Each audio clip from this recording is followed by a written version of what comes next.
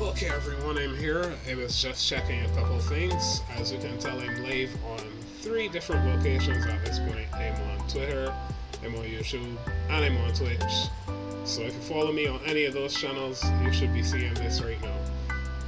This evening I'm going to be continuing a stream that I started, well not really a stream, a scene that I started probably like a month or 2 ago, called Uncharted, and I will possibly get to some CSS at some point as well, because I'm thinking it might be cool to build on this theme of Uncharted Oceans and build a website template from it, or even a CSS framework. So we'll see what happens.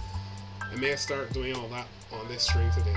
But as I told you, there's a surprise, and the surprise is that I am live on multiple places at once now. So this will automatically get saved to YouTube, automatically be posted on Twitter, and automatically be posted on Twitch as well. So yeah, stepping up. Alright, so without any further ado, let me get started. I have my tablet with me. I just need to grab my the stylus, right, and then I'll get started. So just give me a couple seconds and we'll jump into it.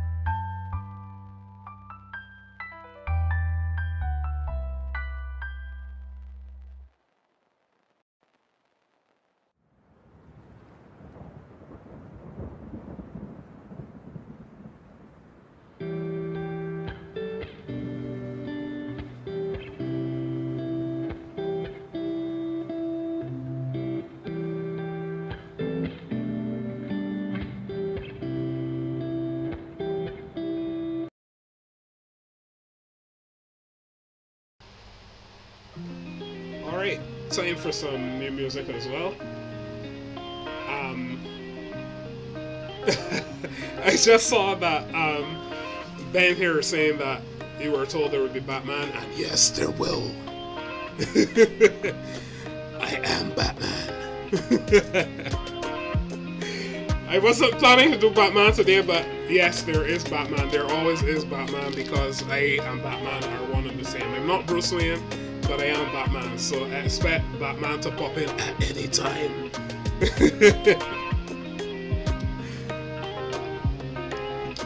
So today I was thinking I would expand on this scene a little bit and add some more sea life to it. Probably gonna add an octopus somewhere in here. And at some point, as I was mentioning earlier, I'm going to drop in into CSS, and we will probably start working on either a website template or possibly a CSS framework. Let me just adjust my volume here because I can hardly hear myself speak. Sorry about that.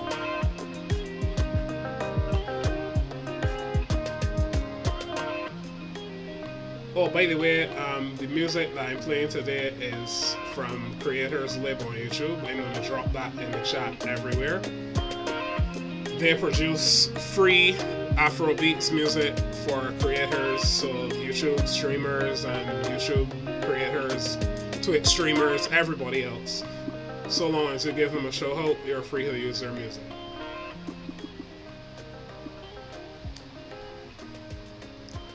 Alright, let me adjust the settings on this brush here. I like to use calligraphic strokes in Inkscape, by the way. They're really cool. So if you're someone who's used Inkscape before but you haven't really used them, you'll get to see just how useful they are. I think they should be used a lot more because vector graphics have a lot more potential than just drawing circles. But I think sometimes we forget that because, you know, it's vector graphics, so we're thinking that it should probably have, you know, some um, typical primitive shapes, but I think it's actually pretty cool when you use calligraphic strokes and such. Like, just a side point, and not that important. I just mentioned that.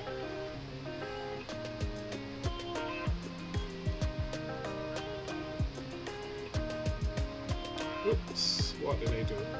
I probably double clicked on that tool just now. Didn't intend to. By the way, if there's anything you want me to add to this scene, drop it in the chat. I would very much love to add whatever you feel like adding. And I'm not only doing real life creatures, I'm doing some imaginary stuff as well. So if you want a dragon, I can add a dragon. Just no unicorns, because I don't think they can swim.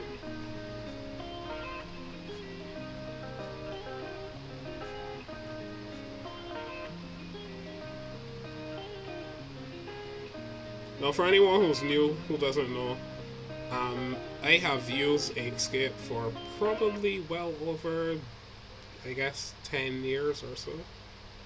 Pretty long time now I've been using Inkscape.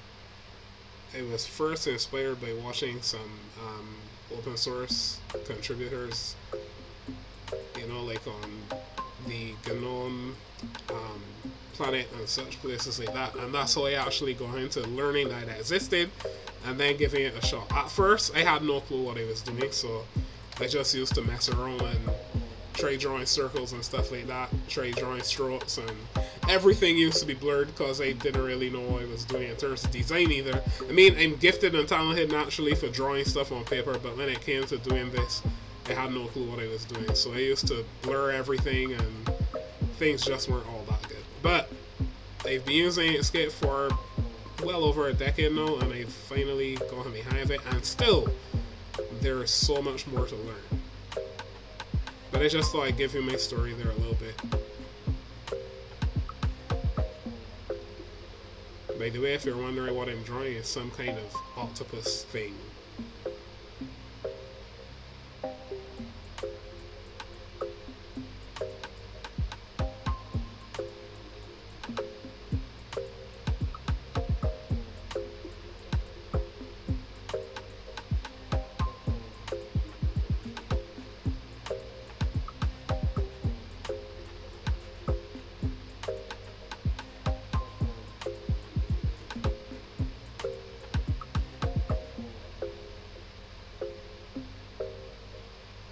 This music is really good today, I have to say.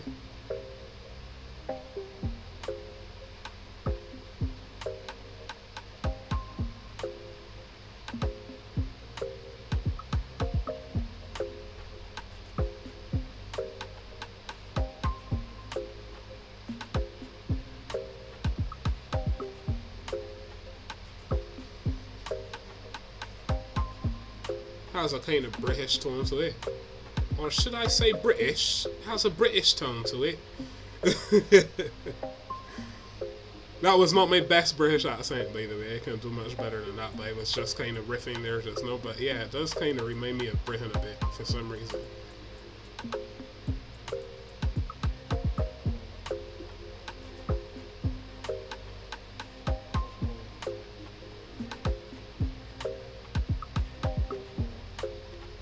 This octopus looks rather menacing, which was not my intention, but hey. At least it's obvious that it's an octopus.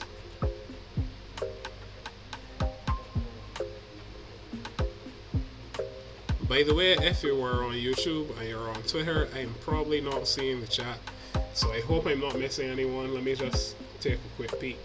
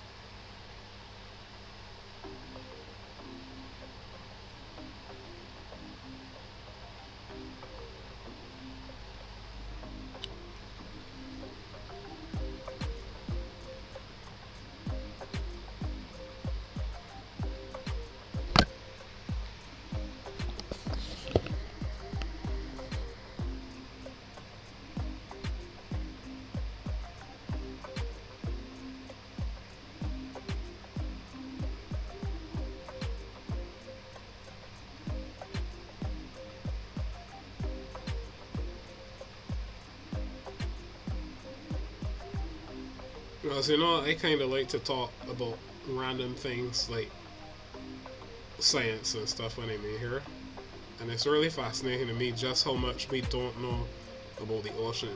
And I often think, like when I'm doing this scene, I often think about the fact that probably the majority of life on Earth is in our oceans, and we will probably never get to see it. Although I was watching something recently where this guy, he's a scientist, can't remember what he studies exactly, but he was saying that actually the majority of the diversity on Earth may be in forests, because rainforests tend to have quite a bit of diversity. But my personal opinion is probably the majority of our diversity is in the oceans, just based on the fact of how large they are and how many habitats there are in the oceans.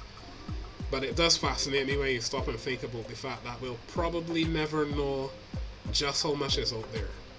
There could be creatures way beyond our imagination, and we'll probably never see them.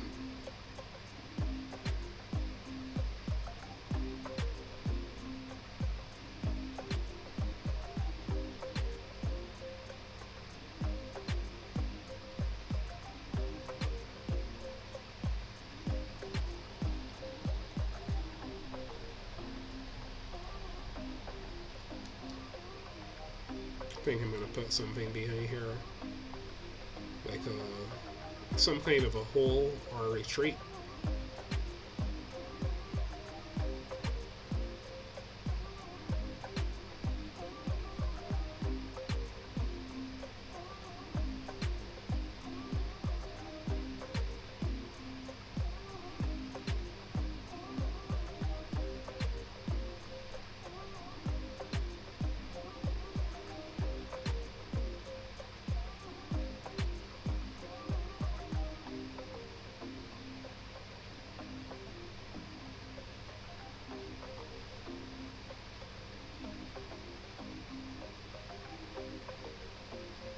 You'll notice that I'm simulating depth by actually drawing some straight lines right around here at certain angles.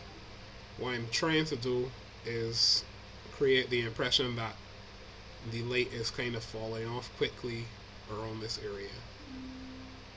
And that way it looks like if there's more depth to it than there really is. Because obviously we're drawing in 2D, so there is no depth to speak of. So you have to make it seem like it's there. Or at least trick our brains to think so.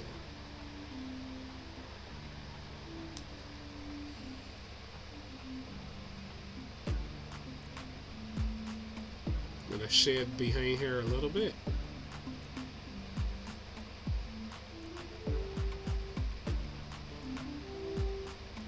Well, the last time I was shading, I would have talked about how one of the methods I use is to draw, like say like if I'm doing curves for instance, I'll then do some straight lines on top of that, like this.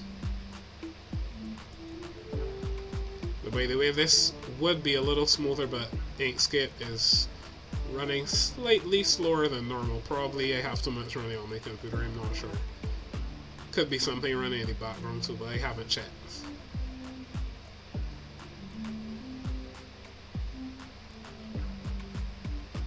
I'm not done yet with this technique, by the way, so I'm going to explain what I'm doing after this point here when I'm done. Just putting some more shading on the top here, like the rim, to make it look a little darker. Alright, so let me zoom in, because this is easier when I'm zoomed in. What I'm going to do now is actually put like seemingly random squiggles or circles around here.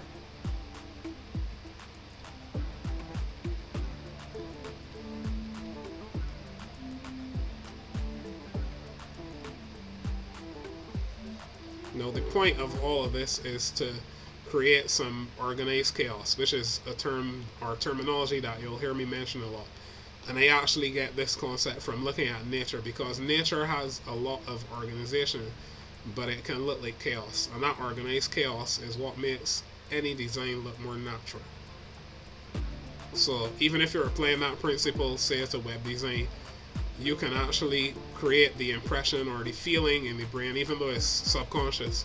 You can create the impression and the feeling that what you're dealing with is more natural, or as we would say, down to earth. Now you wouldn't of course use squiggles and lines like these on a web design, for instance, but just saying, if you want to find some principles you can apply to your real world designs, go outside, look at nature, and come back with some lessons. I might even learn from you.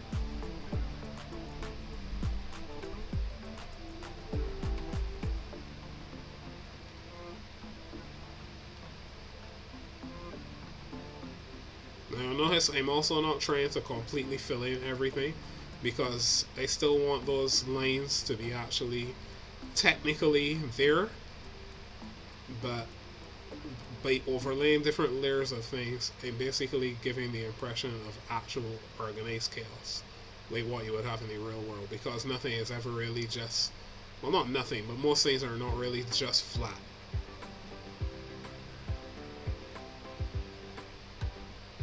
And it won't look all that natural when we're zoomed in like this, by the way, but when I zoom back out, you'll be able to see what I'm talking about.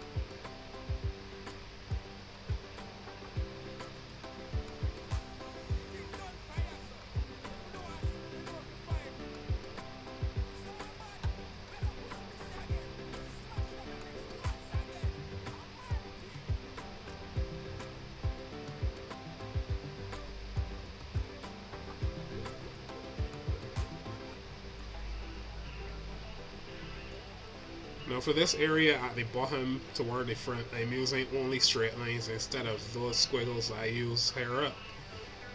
By the way, when you see those splotches appear, that's Inkscape being special. That has nothing to do with me. That's not planned. It happens occasionally with this tool, and I'm not sure why. Probably a bug.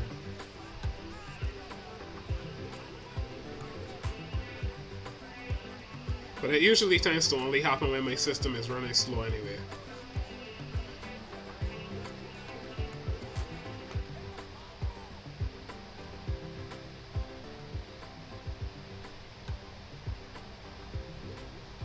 Alright, I'm going to zoom out and let you see what this looks like.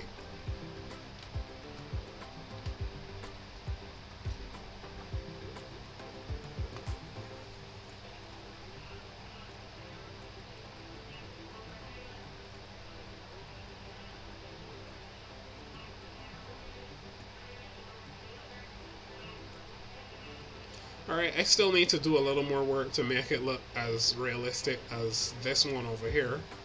There's one little piece I forgot to do, which is to add some lighter grays to it.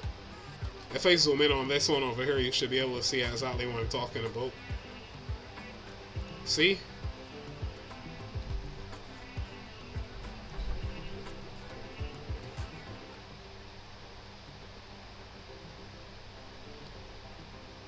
Same technique, just I forgot to add some other grays to it to give that shading effect.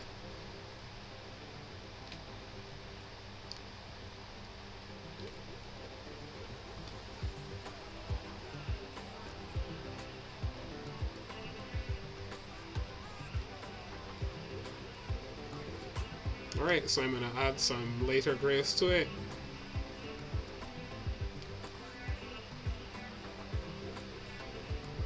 Choosing carefully this time though, because I'm still cognizant of the lighting that I'm trying to create, and that is that I want the top to be darker and the bottom to be lighter, because of course this is supposed to be a hole and the light would be falling at different angles depending on where you're looking at it.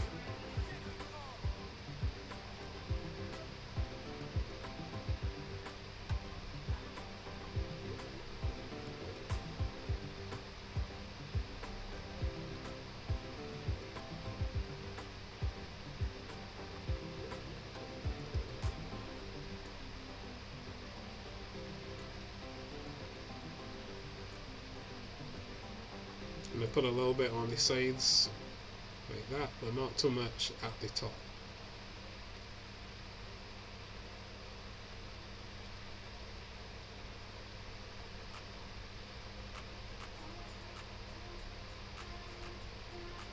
I was telling someone recently, when people watch me design this, sometimes they probably think this guy's crazy. Or they probably think like he has no clue what he's doing, and then when I'm done they go, whoa. At least that's just my interpretation of what probably goes on in people's minds.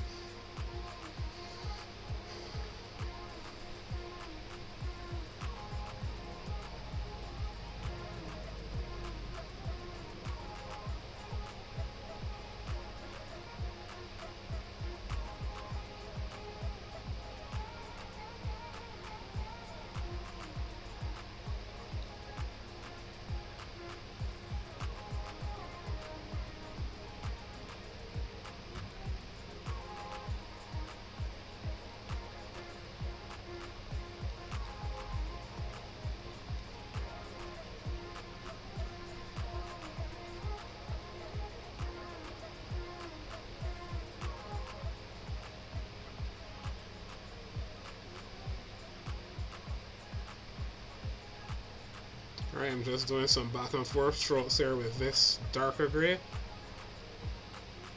to give us a kind of rim at the top. And to solidify that area, of course. And now to rough up the areas around it by doing some random strokes like these.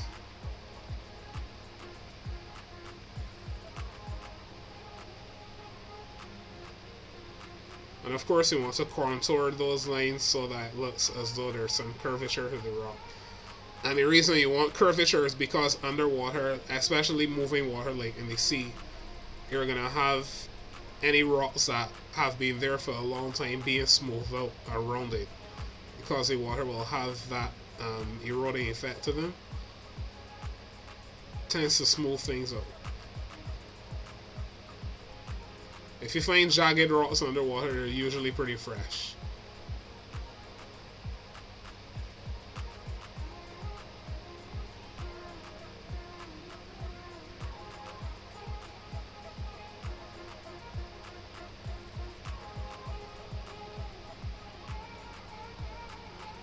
That said, don't be fooled though, because like where I'm from in the Caribbean, when you go into the sea and you go to certain areas, you still have to be careful because as smooth as those rocks are, they can cut you very easily.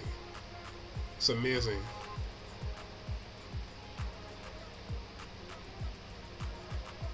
And then the other thing is they tend to be covered in slime because, I mean, it's the sea and there's usually something living everywhere you go, so they tend to be covered in some kind of slimy something. So yeah, it's amazing, but that's just a little tip if you're trying to achieve realism underwater. Smoothness is the name of the game.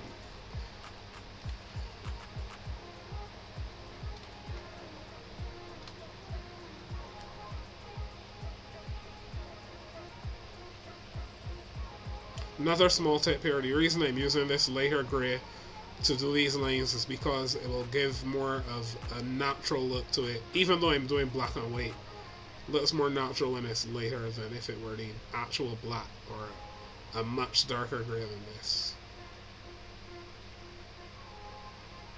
The other thing is because I'm using the tablet, I actually get pressure sensitivity and stuff, so Inkscape can actually match the pressure I'm using. But if I were to press down, it would actually, you see it's actually darker. So if I just do light strokes, I get a much lighter effect.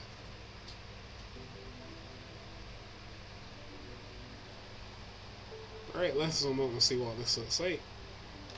Not bad at all. I like it.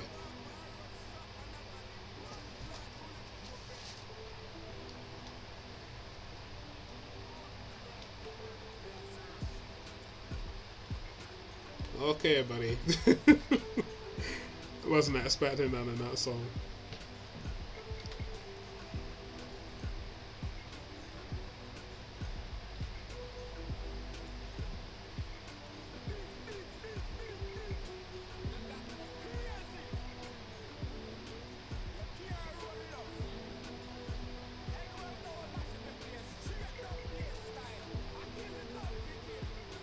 Alright, 1 second folks, I'm going to change the playlist.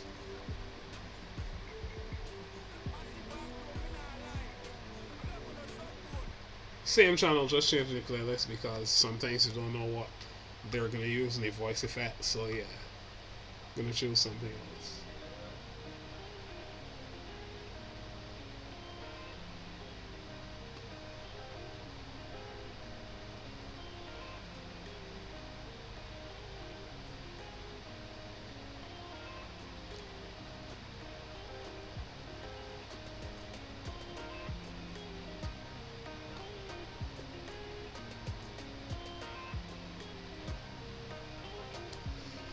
Alrighty, now what shall I add next?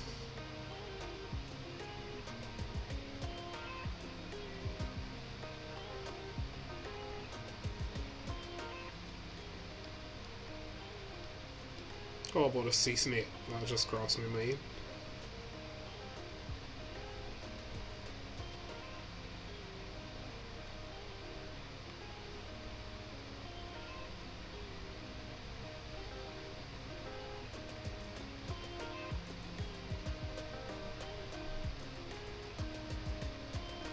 Right, not like that.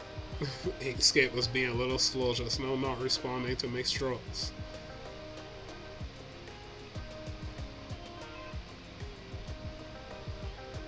I'm going to do a light outline and then fill this back in after. Just so I can get the shape to follow these curves that I did.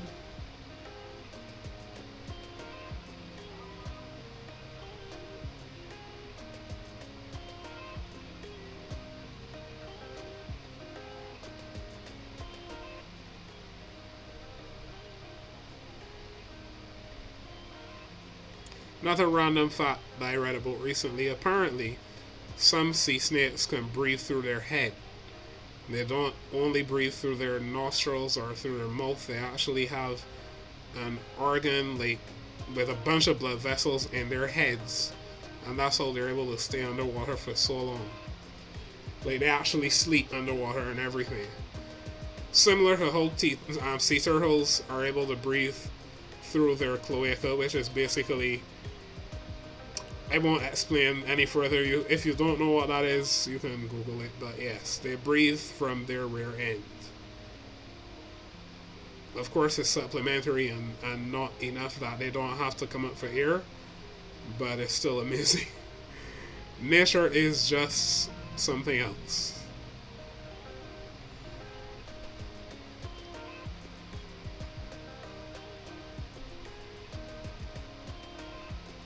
There are some scientists who believe too that we human beings may have similar capabilities, like the ability to breathe from behind, but some of these things, there's evidence for it, but it hasn't been substantiated yet.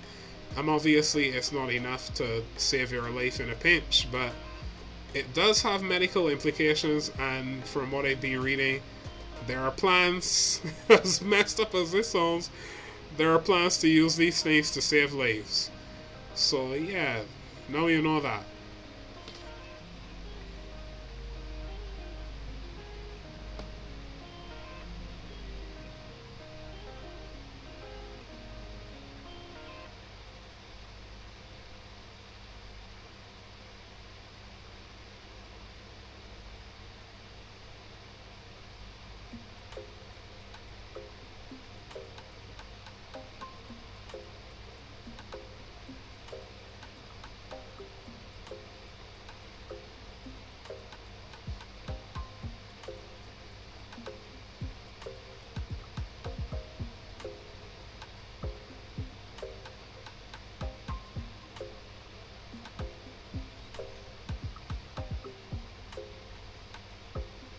It just crossed my mind that there are probably some people who would watch this and go, I didn't come here to learn about that, buddy. I came here to learn how to draw. Well, now you know how to draw random facts out of nowhere.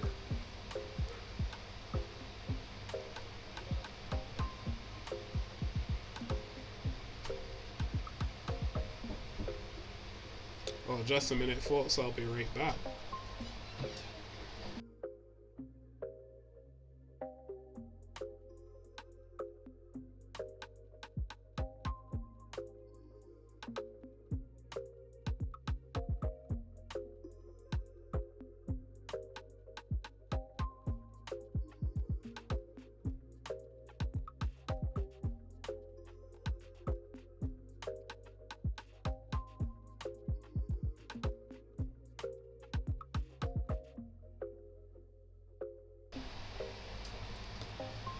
Alright, and back, I just got a random chocolate delivery, so that's what happened.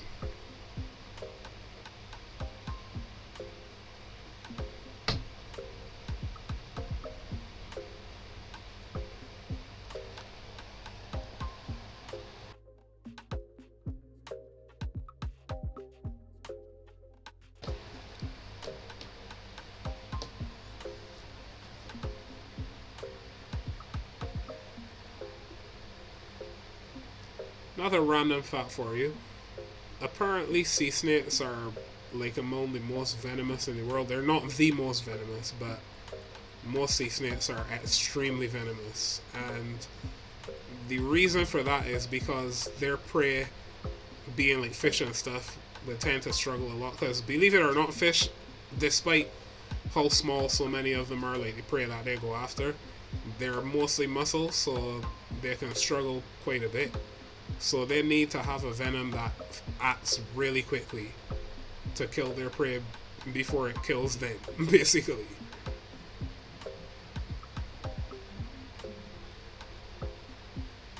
Plus, when you're in the ocean, you could imagine you really don't want to lose your prey. It's not like you're on land where you're on a flat surface and if you bite something, it's not really necessarily going to get away. You're in the middle of the ocean, you need to make sure whatever you get is killed immediately.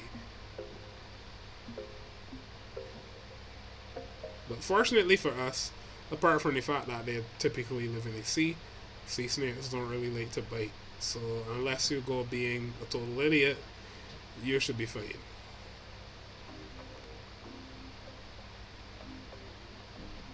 Although I'm quite sure that there's some of us out there who are smart enough to go and mess around. And that's how we know how venomous they are. And how dangerous they are to people. Because somebody just couldn't help themselves.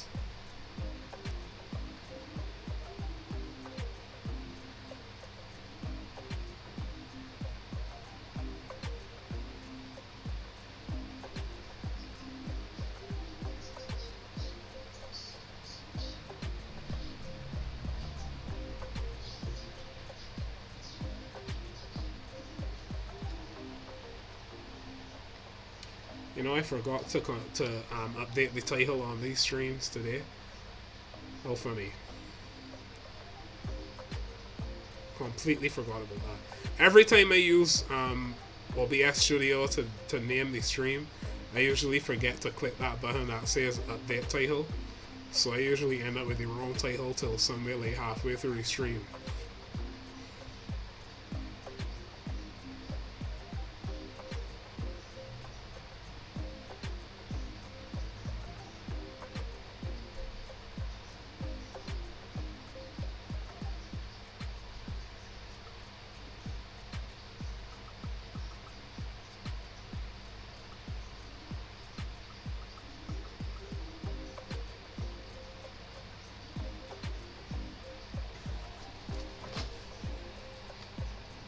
Alright, I'm gonna leave that as is. It doesn't need any more detail. And it doesn't look too bad.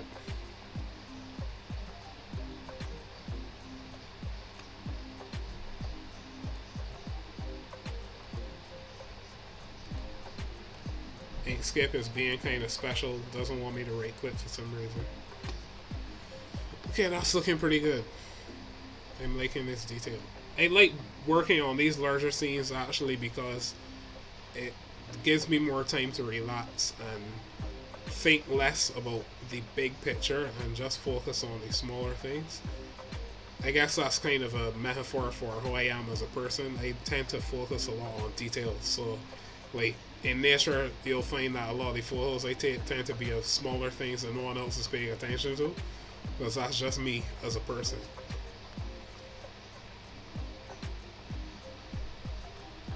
Alright, I'm not really feeling anything else to add to this scene, so I'm actually going to switch us over to working on CSS because I have been on a huge template building bug for the last month or so.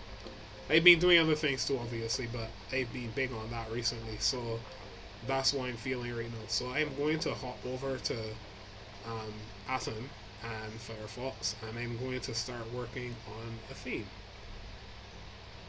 I don't have Atom open, by the way, so I'm going to have to open that. So just give me a minute and I'll get Atom started.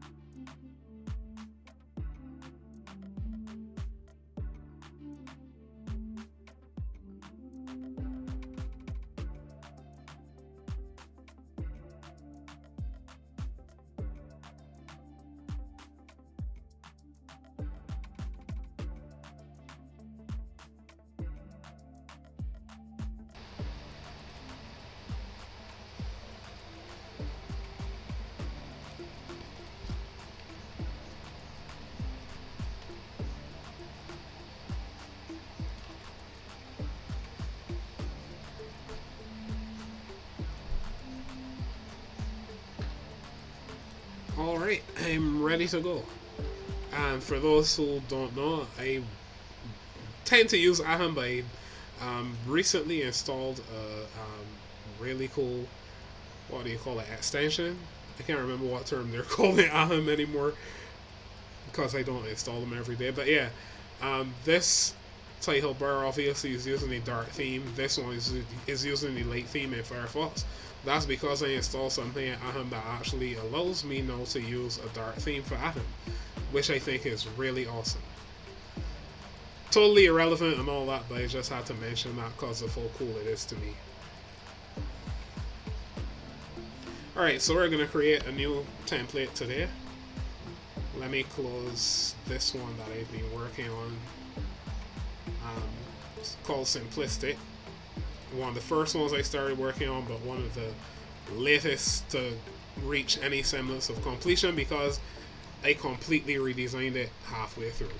And I'll just show you while I'm creating everything else. Well, not well, because I'm only one person, even though I have two mouses attached. Yeah, so recently I added this menu, which I think looks pretty cool. But I have to change the interaction and stuff a bit before I can consider this completed. I don't really think I'm going to add much else to this template because I want it to be super simple. I was going to add some extra pages and stuff, so like the about page and contact page and all that. I was going to add those, but I'm not going to do that. But it does come with more than what you see on screen. It's just in the CSS there are a bunch of classes that you can use to build your own websites, but they're not used on the default page.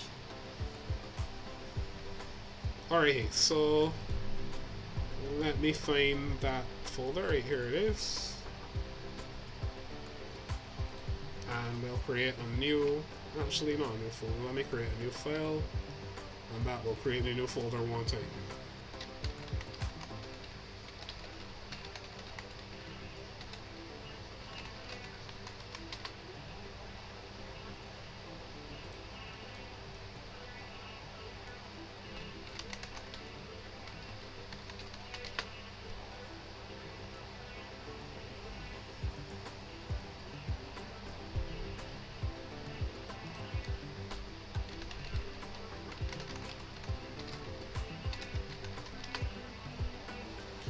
Good, there we go. And as usual, my standard HTML template that puts everything in place for me. I just need to take up Bootstrap and jQuery. I don't know whose wise idea it was to put Bootstrap and jQuery in this template. It wasn't mine, by the way, used to be useful, now it no longer is. It kind of annoys me now because I no longer use either one. I mean, I plan to build some templates with Bootstrap 5, but this template actually has Bootstrap 3 included, and I no longer have any interest in using Bootstrap 3 whatsoever, so as you can imagine, that gets slightly annoying having to remove it every time.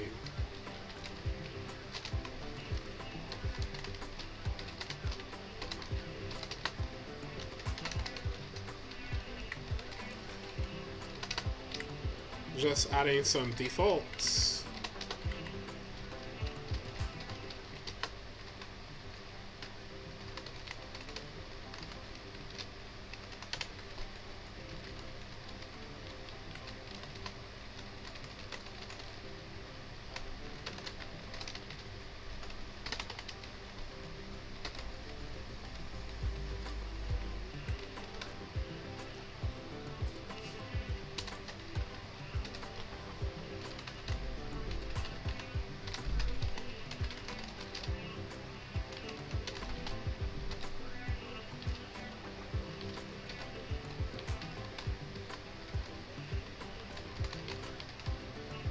Now, for anyone who's not accustomed to watching me build stuff, I tend to just go from my head, like I can wing it really well.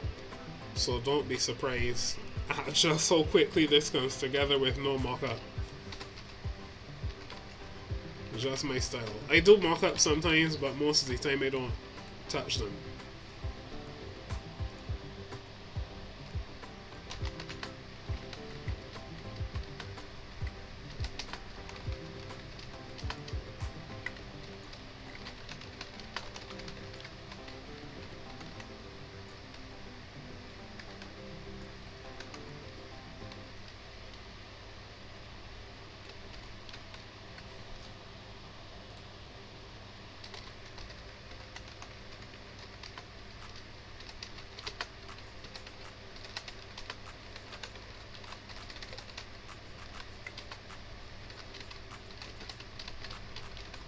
Alright, so I'm going to put this as the title, stick it at the top of the screen.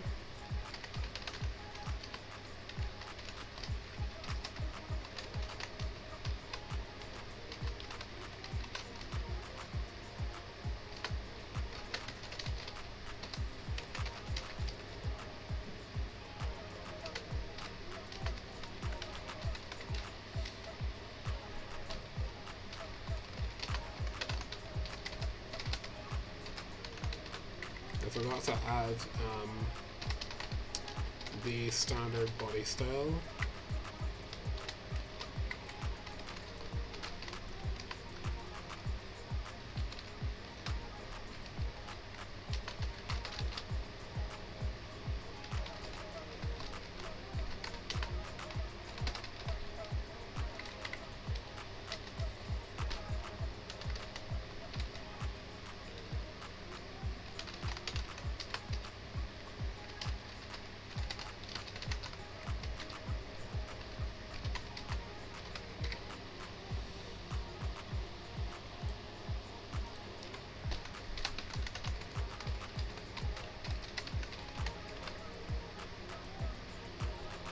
Is this reloading automatically or not? It is not, so I have to restart that plugin again.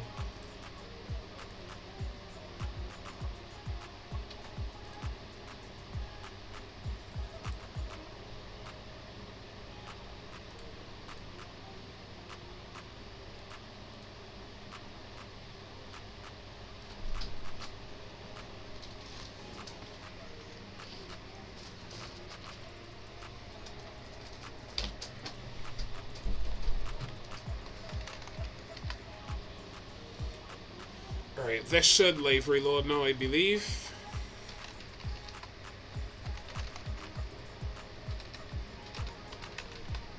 Yes, there we go.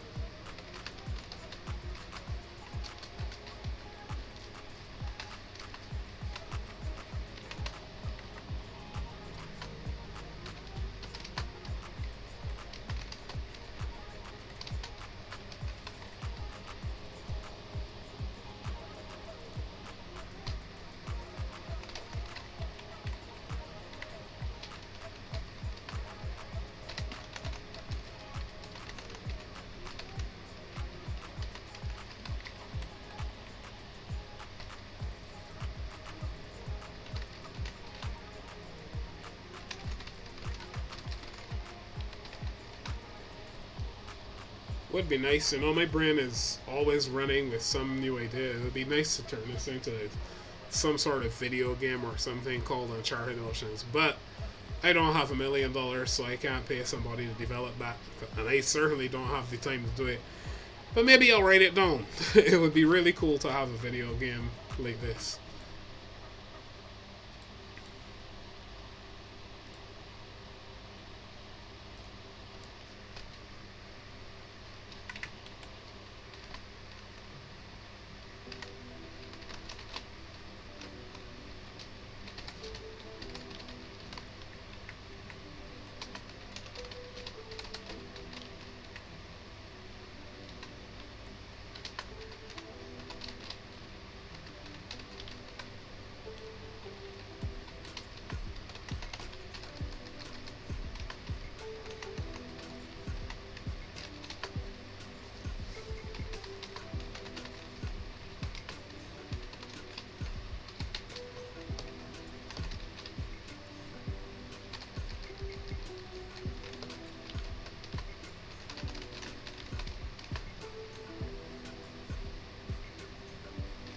This is not live reloading again, isn't it?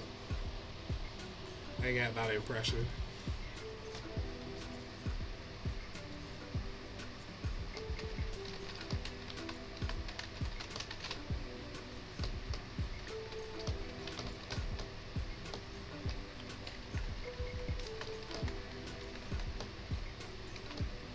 This is temporary, but I'm going to add a background color to this just to debug, basically.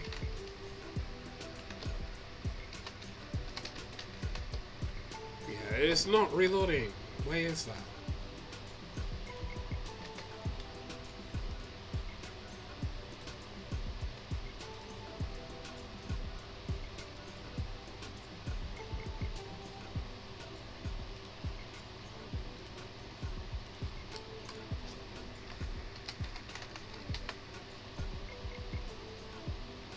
Oh, you know what? The same error as the last time, I completely forgot to link the CSS. I can't believe how many times this happens to me.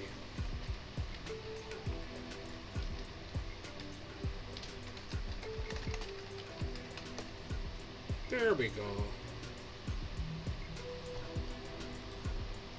Somebody please remind me to do that.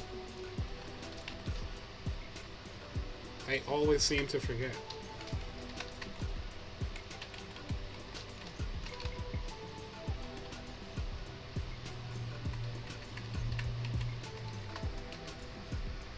I wish there was a way to select things by their position in CSS. That would be so useful.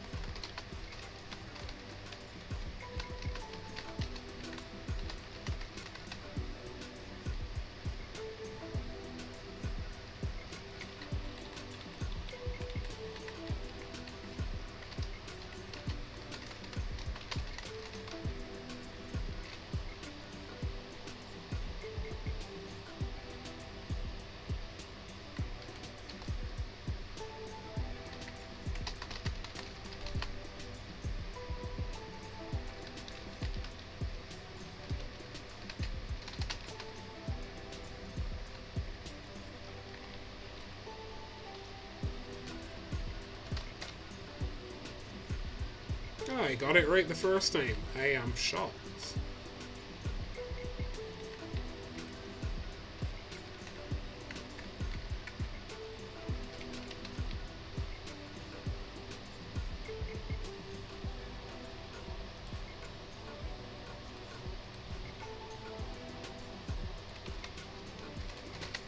Small tip, because CSS is basically cascading style sheets, we're starting to get tongue twisted there.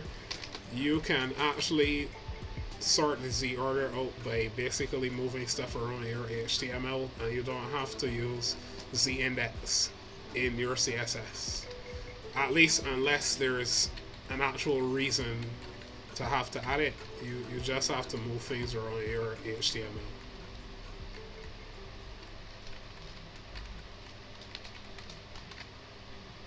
Okay, I'm not really liking how those borders look. Let me use 50%. Let's see if it does what I want. Nope.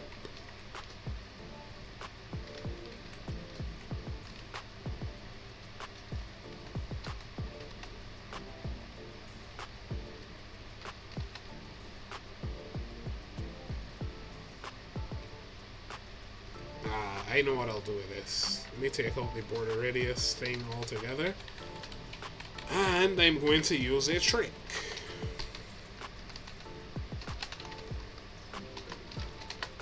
By the way, for those who haven't heard, I am working on a CSS book. And that book will actually include some tips and tricks, like what you see me do right now. So I'm going to use a pseudo element, like after, for instance, content is empty. The position, absolute, top, 0, left, 100%, right is 50 pixels, and bottom, bottom 0. And then the background color going to be the same as the parent. Let me just make sure this is actually visible first. Okay, there it is.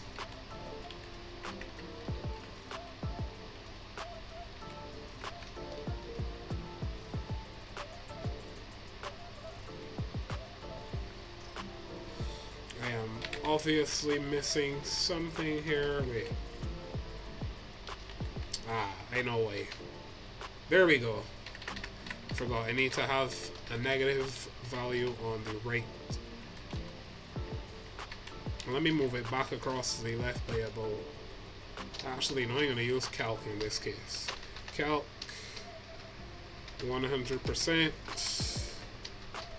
minus 25 pixels. So that should put it halfway out from the parent. And then border radius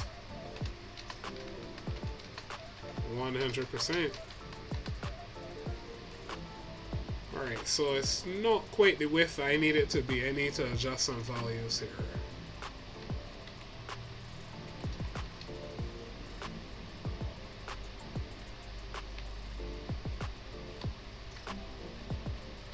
Actually, let me take right out altogether.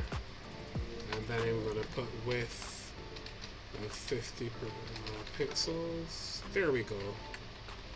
Now I can move this across a little more until I get the right value.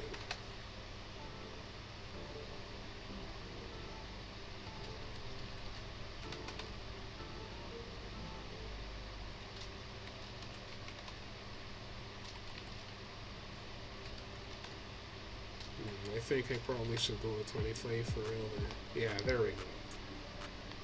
Don't want any jagged edges sticking out anywhere. I want it to look nice and smooth. Now back on the nav, I'm going to add some padding to the side. Let me just put these things in alphabetical order.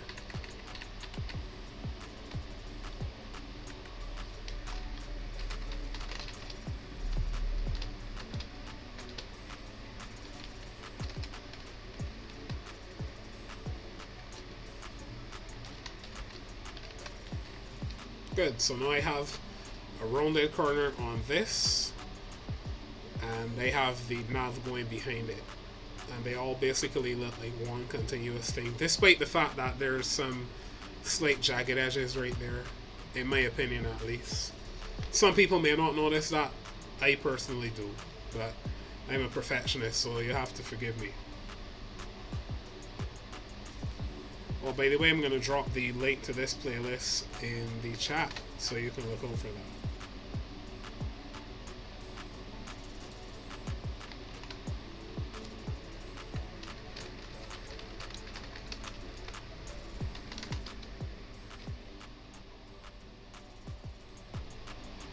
Whoops. Sorry folks, I had the mouse in the wrong location, so I was trying to type and... wait, what's happening?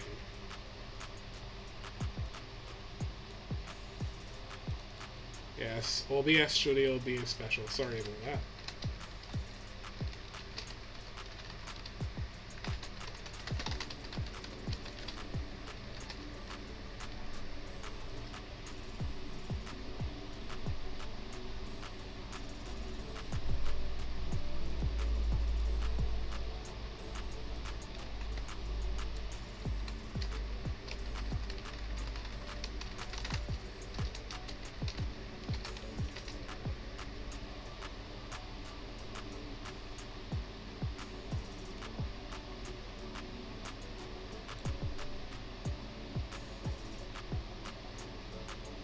Alright, back to coding. Now I'm going to add shadows to everything. And there are a number of different ways I could do this. I can either add a separate element and fake shadows, or I can add shadows to both title and nav. And that's actually what I'm going to do in this case.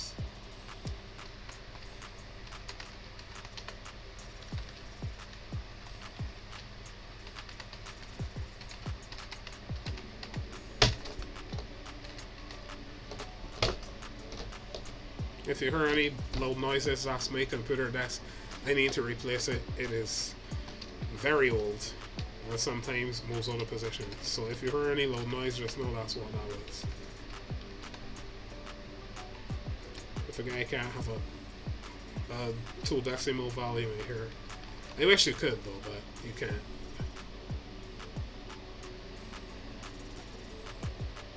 Now there is going to be an issue now I remember with this box shadow, because obviously these two elements overlap right here. So you're going to get a double shadow. So to fix that, I'm actually going to create a shadow using another element. Or in fact, I'm going to use a pseudo element for that. If I can. If it doesn't work, then I'll just have to create another element.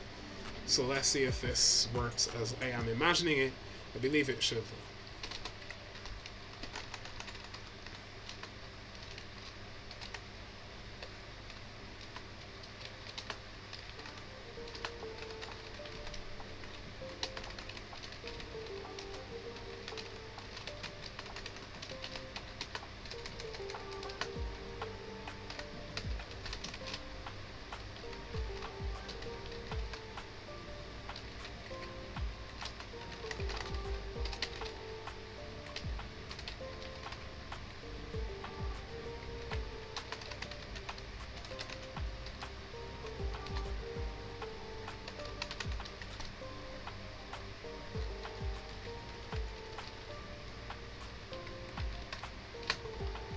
Alright, good. So it is there, and it's visible. Filter blur is what will do the trick. Blur 5 pixels. And then we're going to use the index to drop it to the bottom.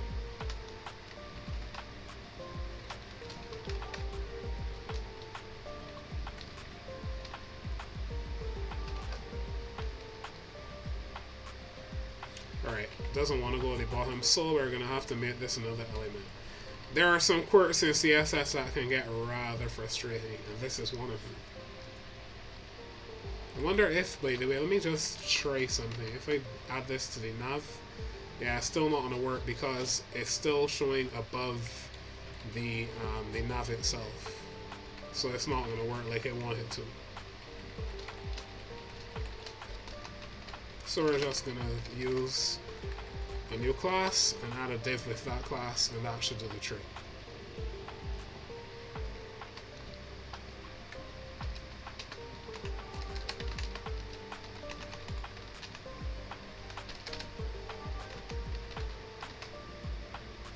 Right, there it is.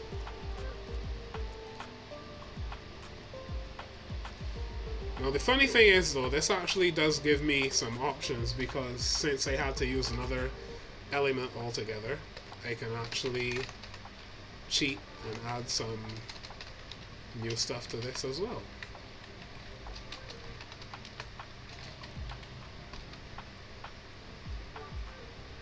So I'm gonna add another pseudo element and add another kind of shadow. Or better yet, instead of adding another shadow, I'm gonna add something I did on another template that I did. It's gonna look really cool. So background image, linear gradient, and then I'm gonna add some colors to this.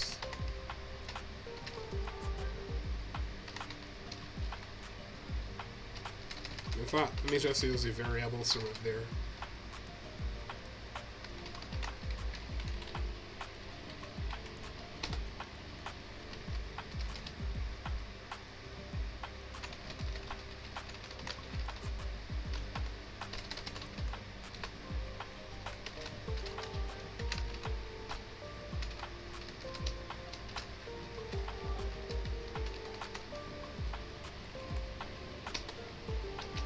Alright.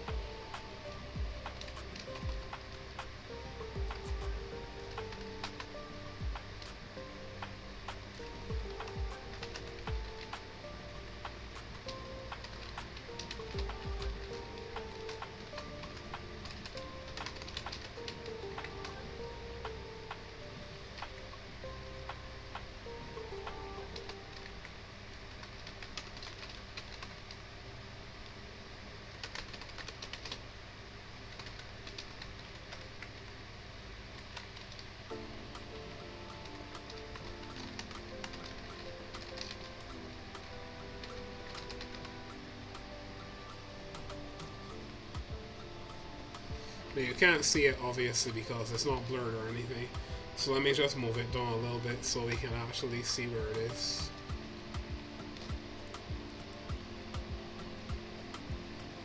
Did I miss anything, by the way?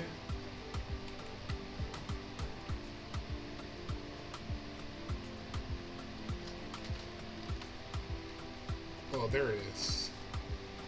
Oh, I forgot. Because it is the pseudo element, it's going to be using its parent's positioning, so I needed to keep that in mind. Alright, so now we have that in place. Let me move this down just slightly. Good, and then I'm going to move it across.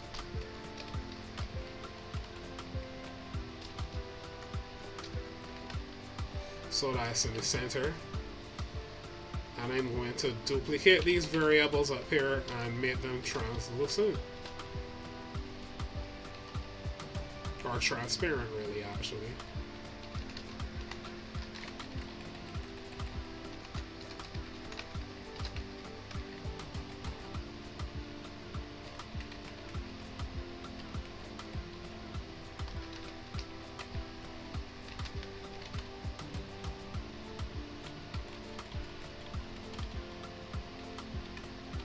And now what I'm going to do is stick those at the ends. In fact, I really only needed one of them, come to think of it. That was standard, light, transparent.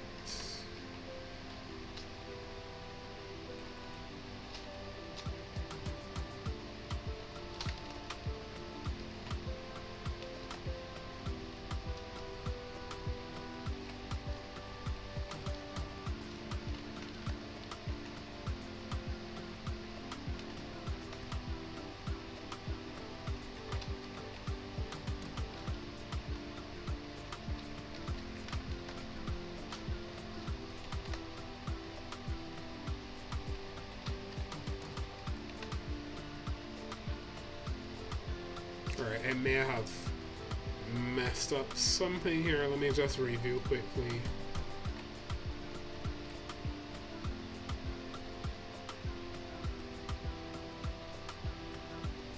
Okay, not that I can see. Some of these traits are a little difficult to get exactly right. So I'm just checking. I know what I need to do. No, I forgot. The gradient actually needs to be rotated.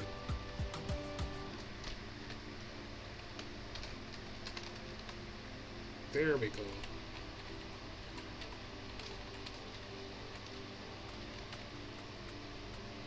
Good. So now we actually have a nice glow at the bottom here. That's a different color from the parent shadow.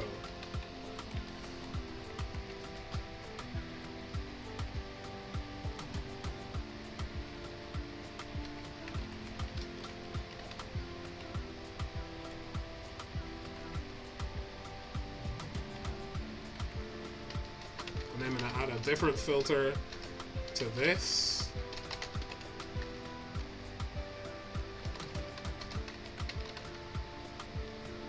Good, so now the secondary shadow is more blurred than the parent shadow, making it more visible than it was before.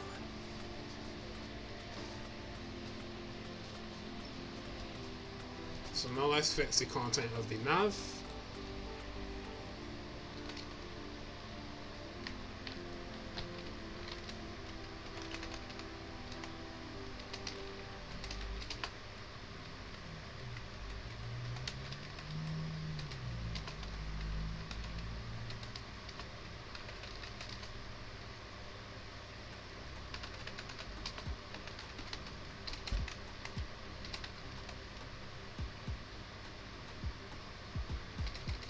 Column, that should be raw. Is it? Actually, wait, I don't need... Yeah, I forgot which one I was dealing with. That should be column for... Or no, it should be raw because we're not on mobile, I don't think. What am I doing? But yeah, this one should be column indeed because this is going to be a menu. I forgot I have some other links there other than that. Sorry, that should be up. I go on a type menu. What am I doing? So that should be column, and then list style should be none. Good. And then padding, let's just make sure everything is set to 0. Width, or a minimum width at least.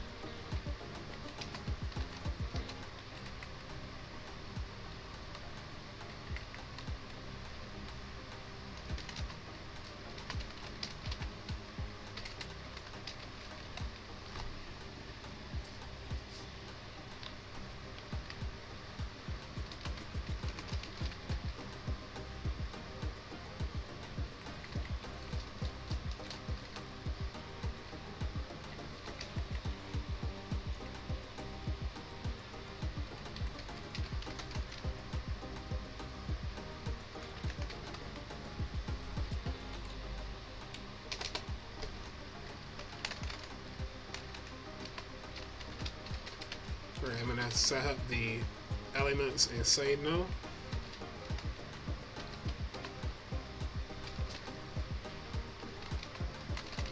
Text decoration is off.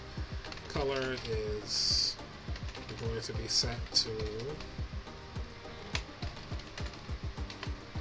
standard black, which is technically dark gray.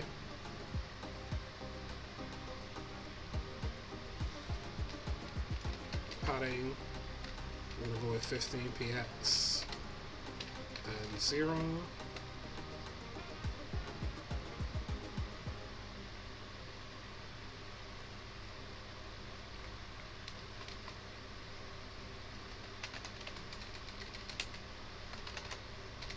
One of the things I dislike quite a bit about this method of building menus, even though it's the semantic way to do it, is that it can create some complications in your CSS code because you have to remember so many different variables of how this works and how that works. And personally, I prefer to just be able to jump in and build as I imagine.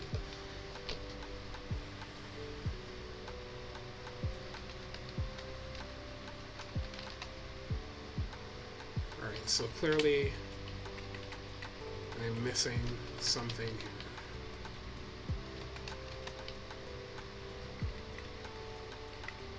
Oops, I was missing something. Right, there it is.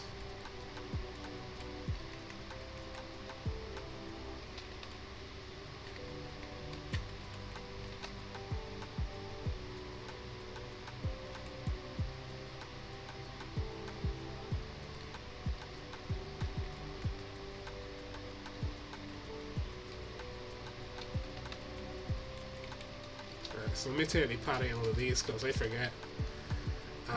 Anchor elements are displayed in a kind of funny way, so let me set these to display flex first. Let me see if when I add the padding, if I remember correctly, no, when I add padding it should work.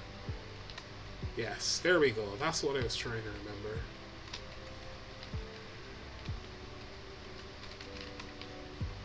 And I'm gonna add box sizing as border box just to keep things consistent. In fact, you know what, I could put this up here, save myself the trouble of having to repeat that everywhere else.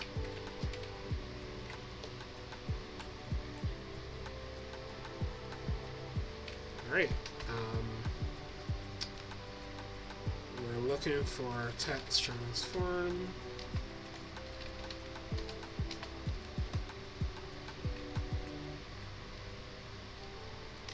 Then letter spacing.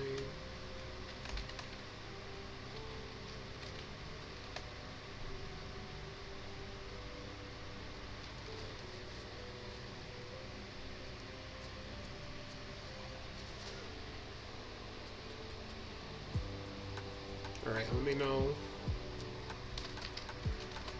Fix these links.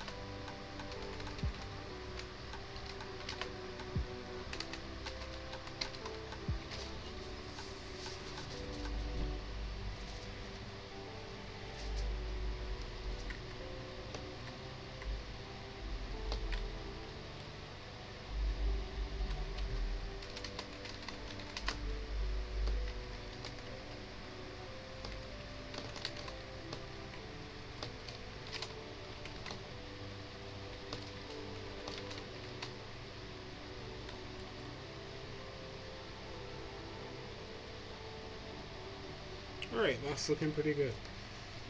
Now, I'm in between two minds. Do I want to add a photo to this, or do I want to use a gradient, or what do I want to do? It actually would look pretty good when the scene is completed if I drop behind the back of this as a backdrop.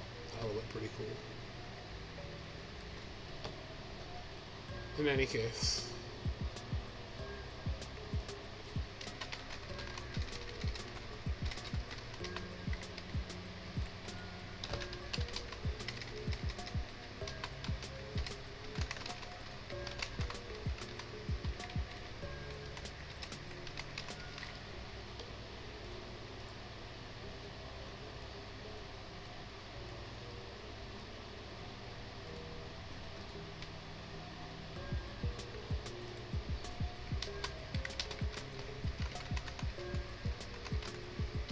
if I do add a photo, I'm probably going to make that nav bar transparent, or translucent at least.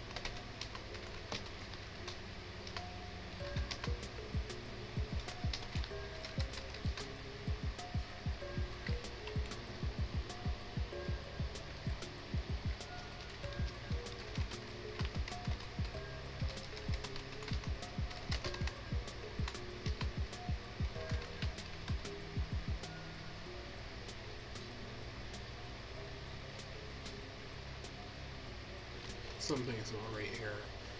Let me check the nav.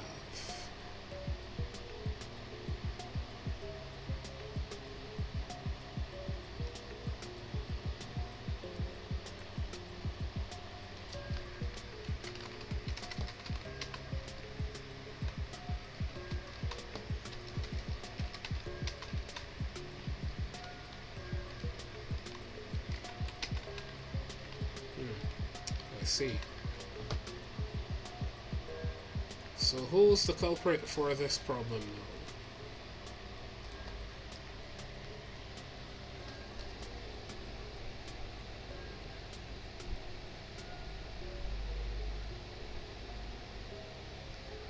This music is surprisingly so very fine.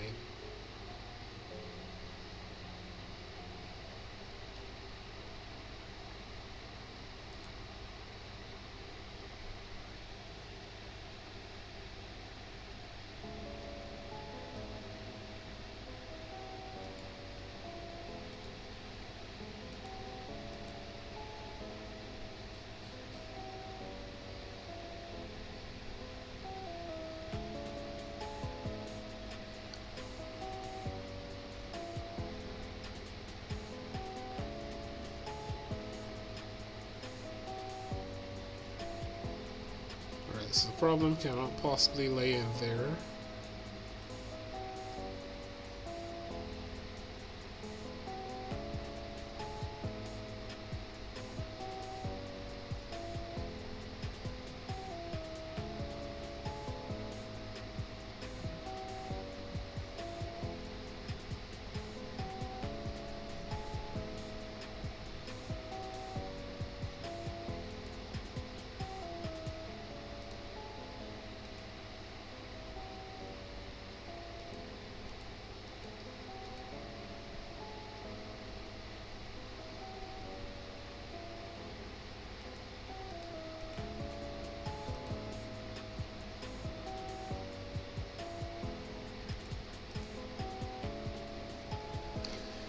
Something's puzzling me about this. I may probably have to position it absolutely, even though I don't want to.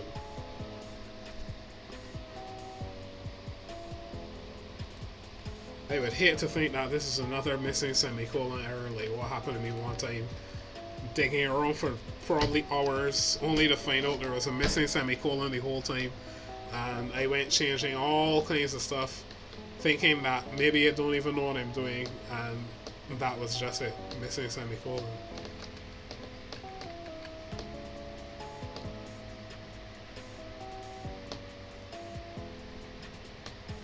Oh, I see what the problem is.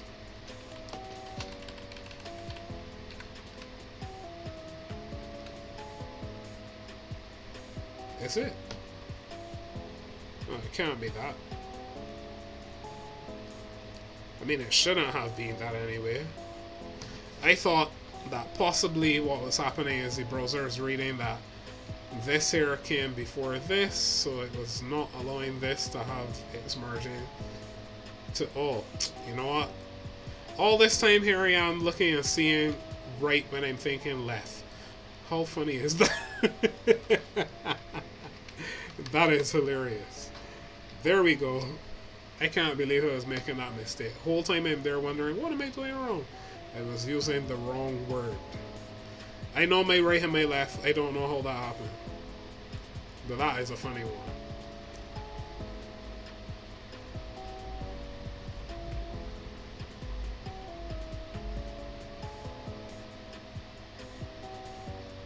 I promise you, this happens on a daily basis. Not really. It doesn't happen on a daily basis. This is rare, but yeah, I had a moment just now.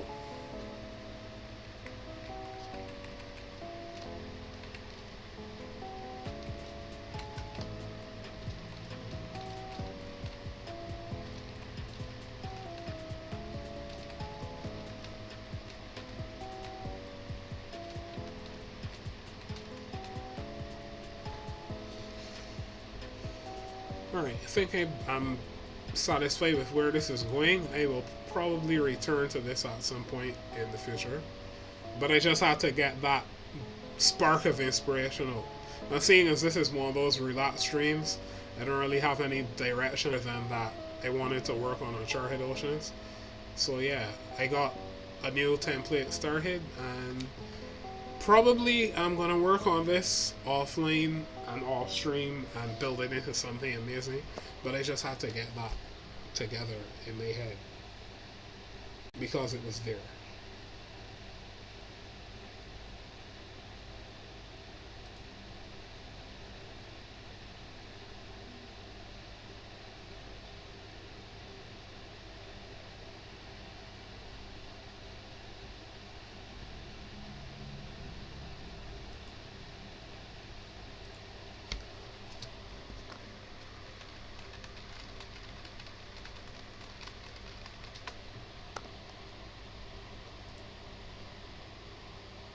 Okay, I just lost connection for a moment, but it seems I came back.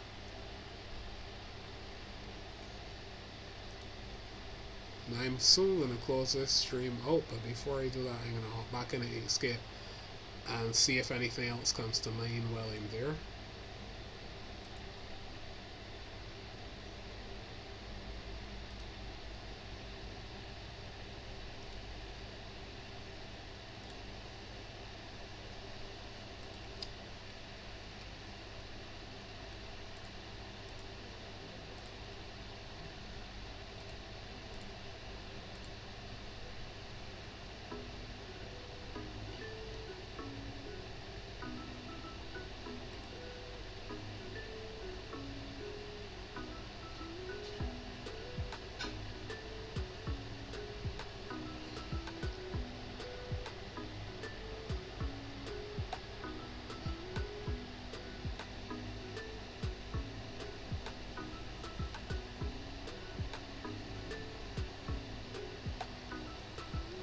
Inkscape seems to be taking its cool time to open.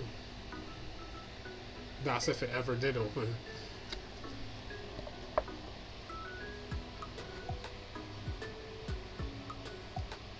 Alright, while that's loading, I'll actually...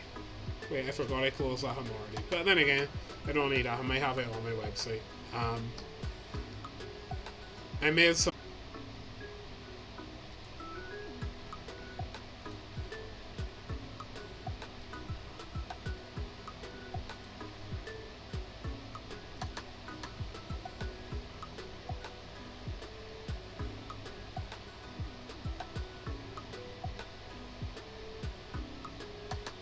Alright, it seems to be having some kind of connection issue.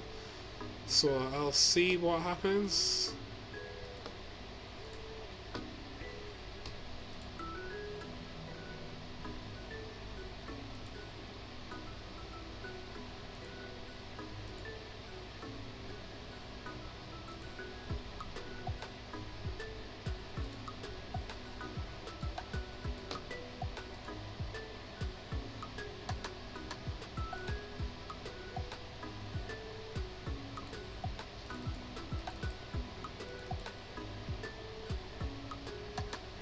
And there goes Inkscape. Let's try that again.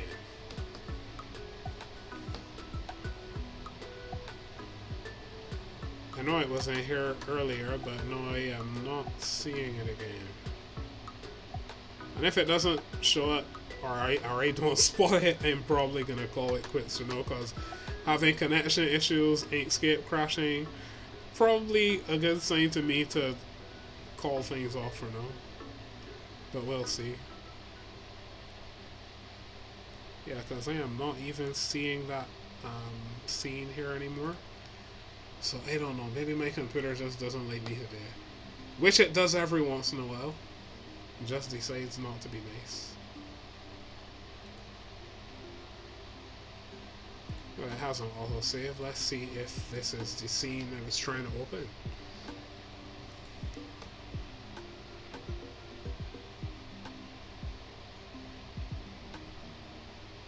Yes, it is.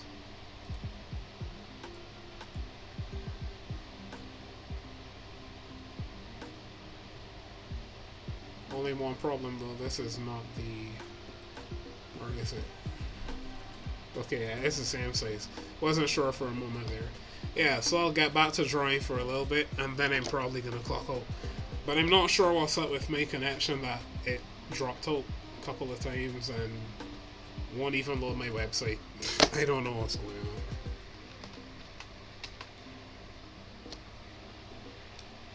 on. Oh, it did load my website now. So good. I can show you all that theme I wanted to, that template, sorry, I wanted to show you before things went funny.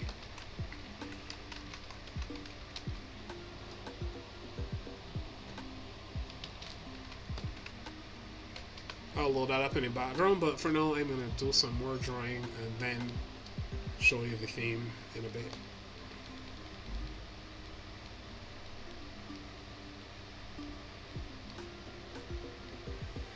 I just realized something. I didn't add any bubbles to this, and there should be. So I'm going to actually get around to that right now.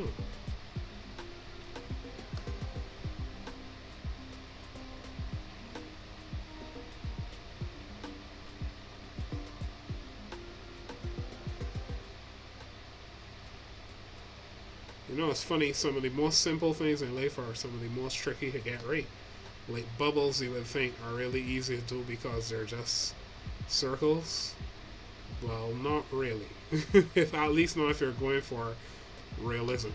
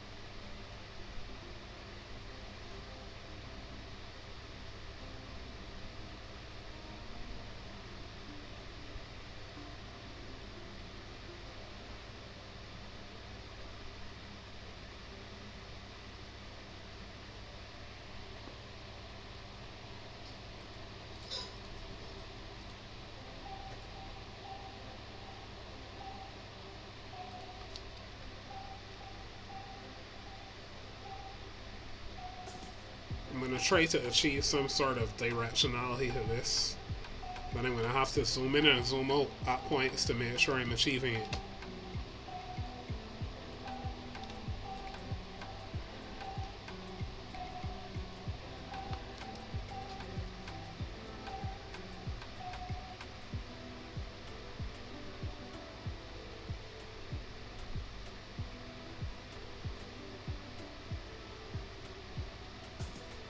Now when it comes to things like bubbles, one of the tricks you can use, like what I'm doing here, is intersecting lines to make it look like if there were two that were kind of merging together.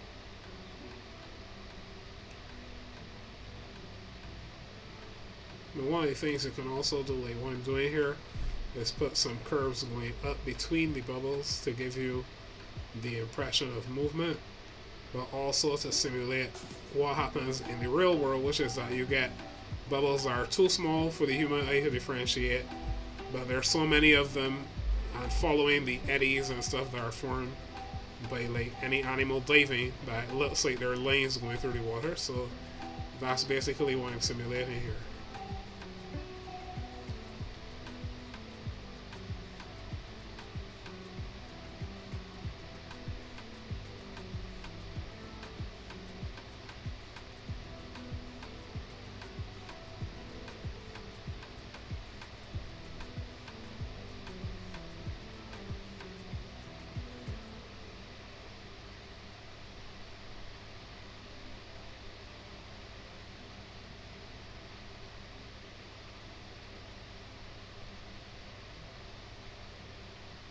You can kind of like feather the edges of these lines as well to give the impression of like the bubbles aggregating in that area. You can draw some smaller bubbles around it, if of course my stylus cooperates, that is.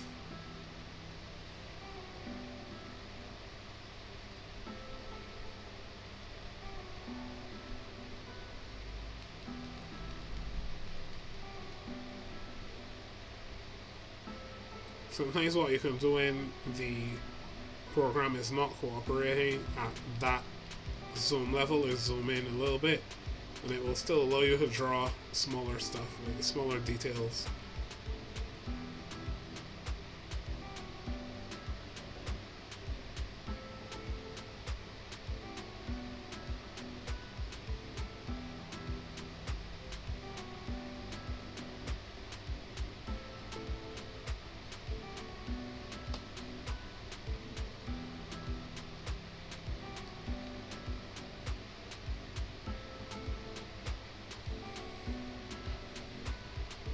Alright, time to zoom out and see how this looks. Not bad.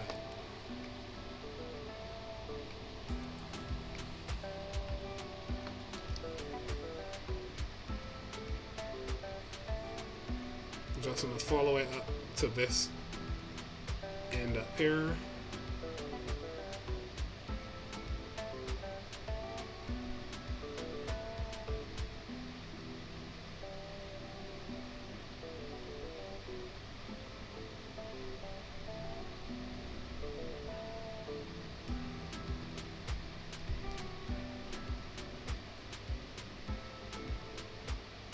I think I'm probably going to drop a fish in there at some point.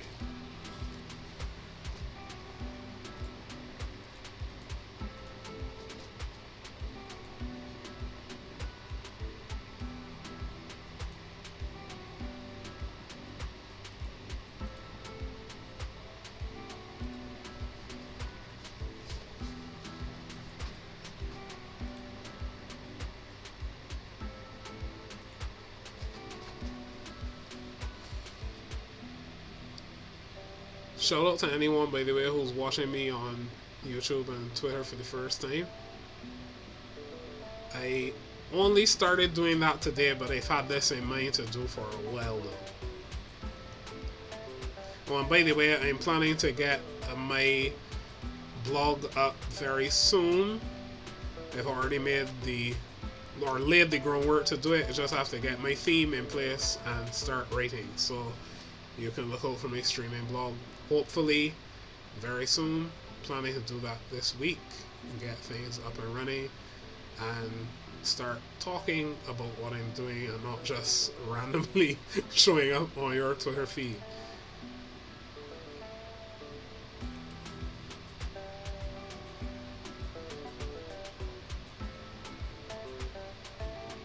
Oh, by the way, for those who are new, I have two stores. One on Teespring and one on Redbubble. Both are same URL, Roland Itzar. You can find all those links in my Twitter feed. Well, not my Twitter feed, my Twitter profile from my link tree. That will take you to basically everything that I have. Because I'm everywhere. After all, I'm Batman.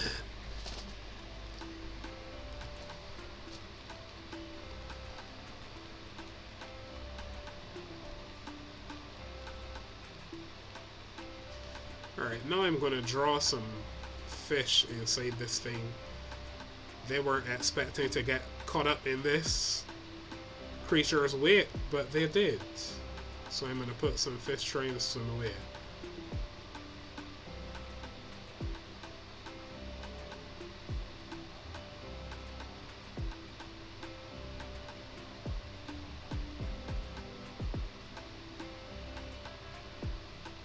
Now notice I'm actually doing some very fine lines right here. That's to simulate the fin rays on this fish. I'm going to do the same thing on the bottom as well when I draw the basic fin in place.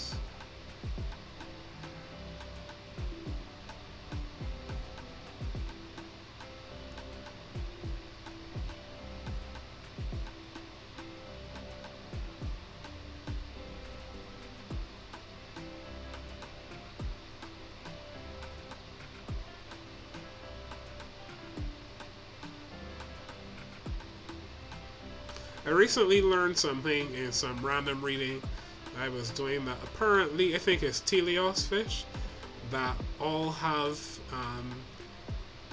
homocircle, I think is what it's called, tails, where the top and bottom halves of the tail are the exact same size. And I never noticed that before, and then after reading it, it was like, oh yeah, that's true. Sharks are kind of exceptional in that some sharks have heterocircle tails, and then some other kinds of fish like sturgeons and their relatives like paddlefish and stuff have the same kind of tail, but most other fish do not, which is very fascinating. Also, it kind of puts a wrench in the works of calling sharks and sturgeon and other fish like that primitive, because it's actually more efficient to have a heterocircle tail because you can move faster.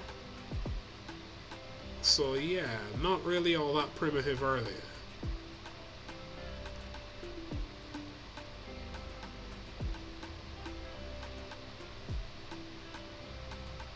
I mean, tuna are pretty fast to give them, you know, they give jackets jacket, and so are marlin and sailfish, but that's more of a muscle thing, I guess, in their case, and not only having big tails.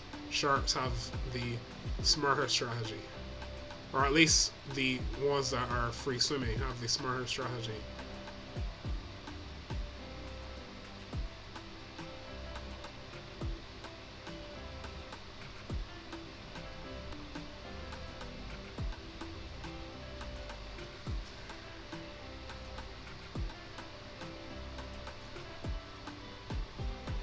This fish is just absolutely disgruntled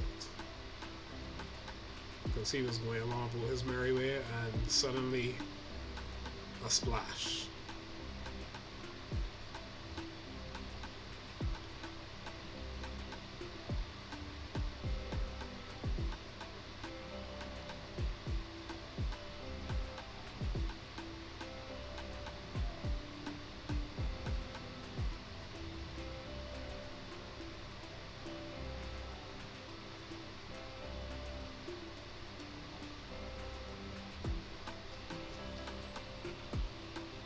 Now, in a case like this, when you're doing, say, like fins on a fish, you can draw the fin rays first and then connect each one individually,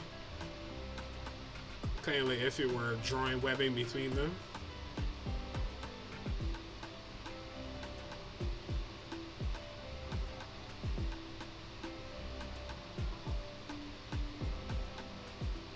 Kind of gives you a more realistic result.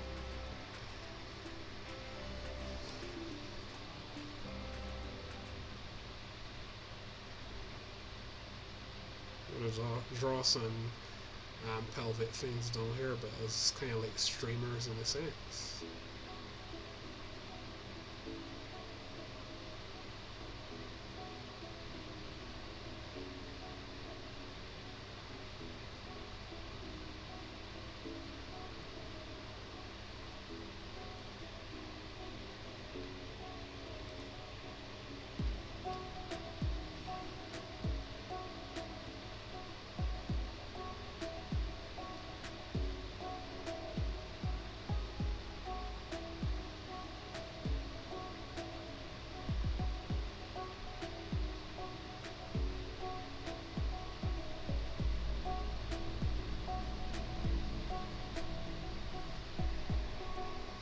I wasn't to draw scales on this, but I think I'm going to skip on that.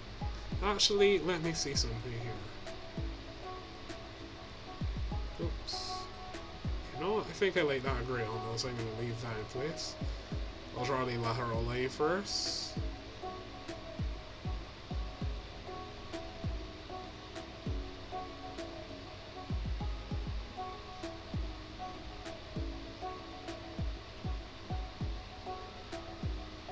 Then I'm going to do some short lines to simulate roughness on the skin. I'm going to have to zoom in though because my stylus is not giving me the exact result I want. Alright, there we go.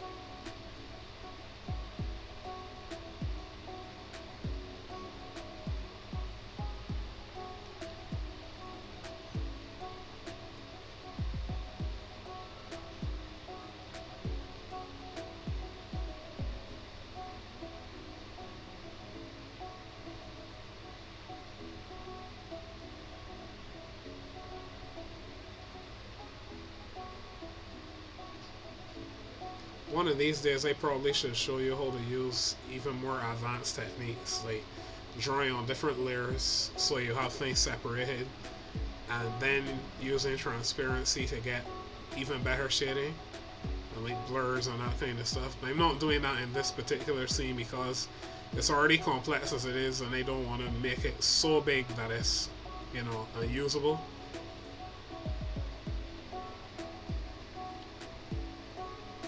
Okay, that looks pretty good. Now what I'm going to do, actually, one of the joys of vector graphics, select and group this. Oops, I accidentally removed it.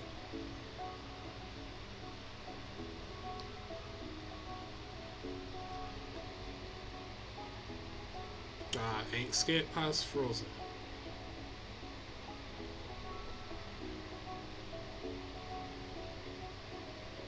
Has it? Oh, it was just not allowing me to select anything. Okay. I thought it was frozen. Alright, I'm going to duplicate this and move it around as soon as Inkscape responds. Where are computers?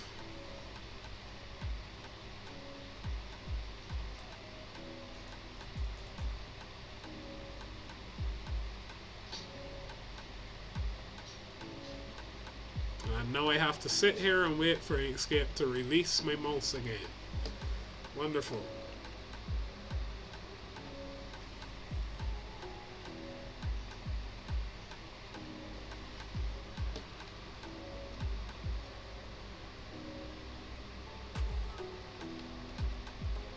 Yep, my mouse is officially in Inkscape's grasp. I can't do anything. Or wait a minute, I can do something.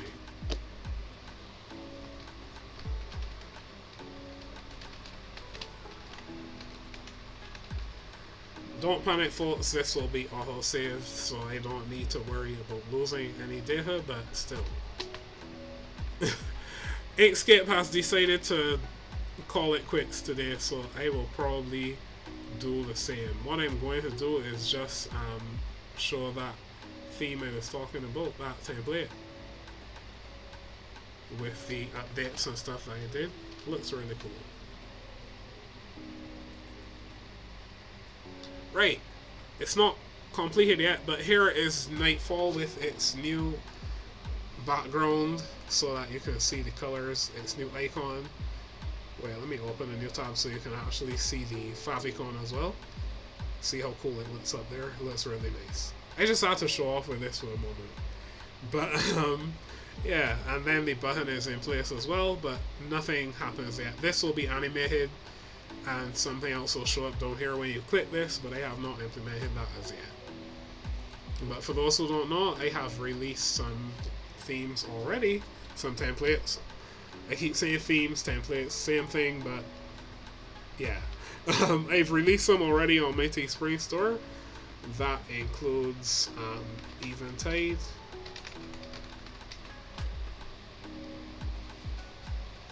which is the newest one that I've released so far. It's very minimalistic, very simple. Comes with the ISO social icon set, or at least 3 icons from it. There are more than these 3, but these are the 3 that everyone uses these days: Facebook, and Twitter, and then email, obviously. So I included those. And it has some classes that you can reuse, so you can change the layout of the page as you feel like. But I did not build a full framework for this one. I also released Photogenic before this.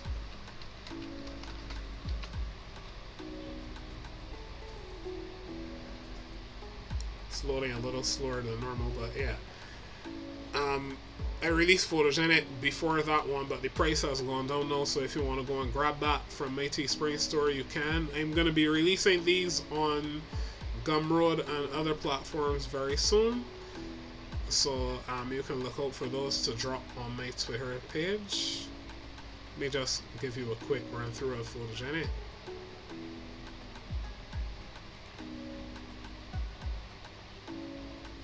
Yeah, this internet is clearly running slow because these pictures are optimized and everything. They do not take this long to load. It's just my internet speed today is being special.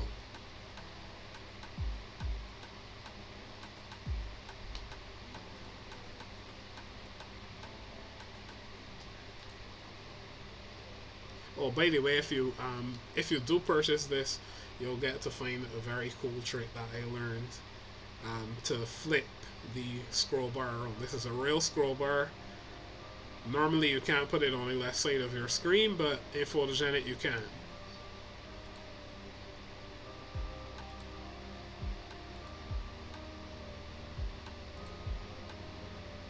And there are different layouts that it comes with as well, so you can arrange the page as you would like it. And all of the images that are included with Photogenic can be used in your own template. Of course, if you're building off of Photogenic. For any other usage, you have to request my permission, but yes, you can use these images. I am going to release even more images in the future, but just stay tuned for that. I'm not going to say any more on that. But yeah, my pictures are pretty unique, I think. Just, tooting my own horn there, but if you want to use the ones included Photogenic, feel free, so long as you're basing it on this same theme. Alright, I don't remember if there were any more that I was to show now. I know there's Fortnite, which is near completion. This is my personal favorite right now, because it looks really, really good. Forgive my internet connection being special right now, by the way. None of these buttons work as yet, but the classes and stuff are in place for them to do their thing. I just have to implement that. But it does work on mobile view, as you can see. Even down to really small screen sizes, still works. So you can look out for this theme to come very, very soon, because it's very close to completion, and it's a personal favorite of mine. I really love if y'all go and buy this. Alright, are there any more I need to show off? I don't think so. So yeah, one last thing. Go out and check my portfolio if you have not as yet. Both for the fact of seeing my work, but also for learning some pretty cool techniques if you want to learn cool techniques. I'll probably write about some of this stuff that I used on here over on Dev, and also on my own blog when that is up, so you can check out my portfolio and learn a thing or two if you'd like. But until next time, I am Roland L. Taylor, aka Roland It. Sorry, you can find me on Twitter, Twitch, YouTube, Facebook, Teespring, Redbubble, basically everywhere that there's somewhere you can find me under that same name. You can also find me on LinkedIn if you're looking to hire me, or if you want to work with me. Well, you can find me pretty much anywhere. Just go to this same URL, rolanditsr.pro/portfolio or/services, or just go to my website, or DM me, or do whatever you want to do. You can reach out to me if you want to do contract work or anything like that. I am available, I'm open, I'm ready, I'm willing to go. So let's talk. Alright, but until next time, I'm me. Thanks for watching, thanks for hanging out. Hope you all have a good evening and a good night. I'll probably see you soon in the next week in my next stream, or if I get around to it during the weekend, we'll see what happens. But I'll be back pretty soon with another stream, and we'll be doing some more CSS and stuff. Alright, and I haven't forgotten the game painting that I started as well. We're going to complete that and get that on my store as well, so you can look out for that, those of you who like digital painting. Alright, so see you all soon.